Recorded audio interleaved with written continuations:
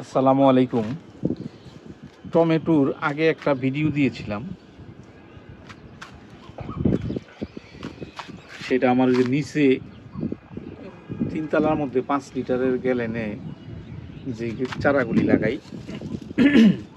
আসলে সেই চারাগুলোর জাতটা ভালো বড় নেই। ও যে আঙ্গুর ফলের মতো সাইজ ছোট ছোট টমেটো হয়েছে। তো যাই হোক, নিচে যে টমেটো চাষ করেছি তাতে বলা যায় লসই হয়েছে। তো যাই হোক, উপরে আবার কিছু টমেটোর চারা লাগিয়েছিলাম। এই চারাগুলো আমাকে একজনে দিয়েছিল।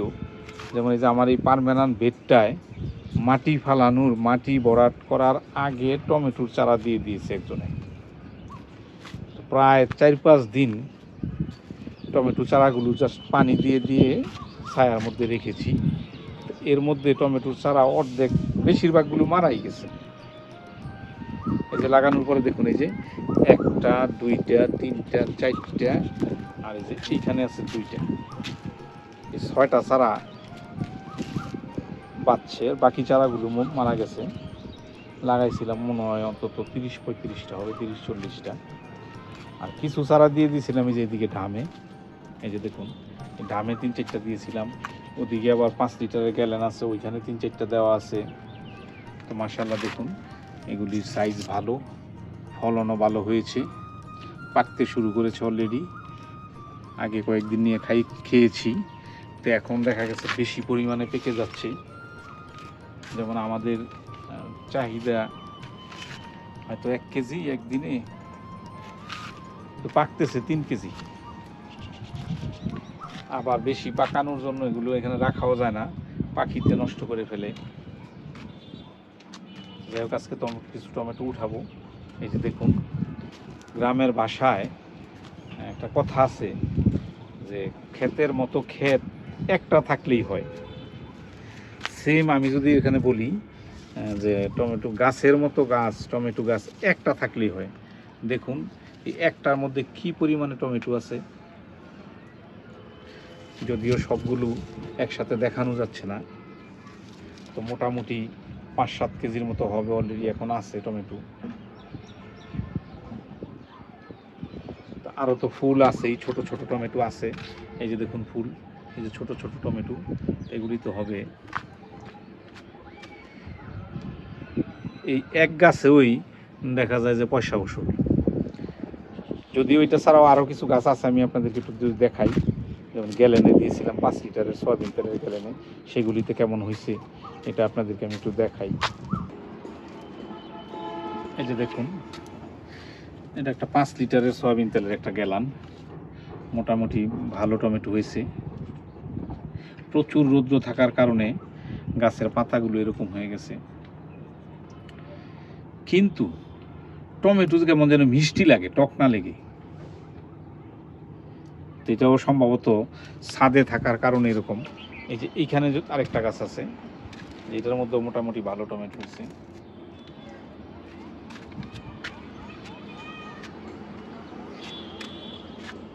আরও কিছু আছে এদিকে, যদি আপনাদেরকে একটু দেখাই। এই যে দেখুন, এই গাছটা একটা মরিচ গাছ, মরিচ গাছের গোড়ায় হয়েছে ড্রামের মধ্যে, এই যে কেমিক্যালের গ্যালানে। এটার মধ্যে দেখুন কত টমেটো হয়েছে, মাশাআল্লাহ অনেক টমেটো।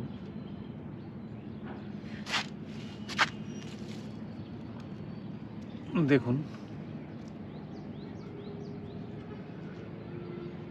তো যাই হোক, আর কথা না বাড়িয়ে পাকা টমেটোগুলো পাড়তে শুরু করি। এগুলি ছাদে রেখে লাভ নাই, কারণ এগুলো পাখিতে নষ্ট করে ফেলবে। ঘরে নিয়ে রেখে দিই, 2টা একটা জায়গায় খাওয়া হবে।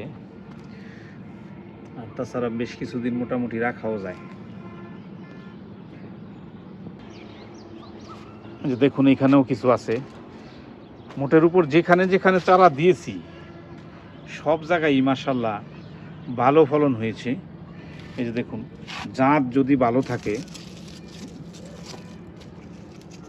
তাহলে পরে টমেটো মিট যায় না, প্রচুর টমেটো হয়। এই যে দেখুন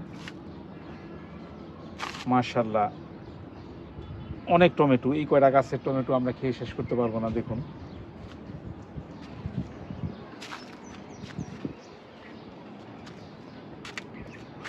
যাই হোক, যেগুলো পেকে গেছে এগুলো উঠানো শুরু করি, আর কথা উঠাতে শুরু করলাম। যদিও হাতে ছিঁড়া যায়, কিন্তু আমি কেচি দিয়ে কাটতেছি এই জন্যে যাতে করে গাছের কোনো ক্ষতি না হয়। দেখুন মাশাআল্লাহ ভালো সাইজ হয়েছে, কত সুন্দর কালার হয়েছে।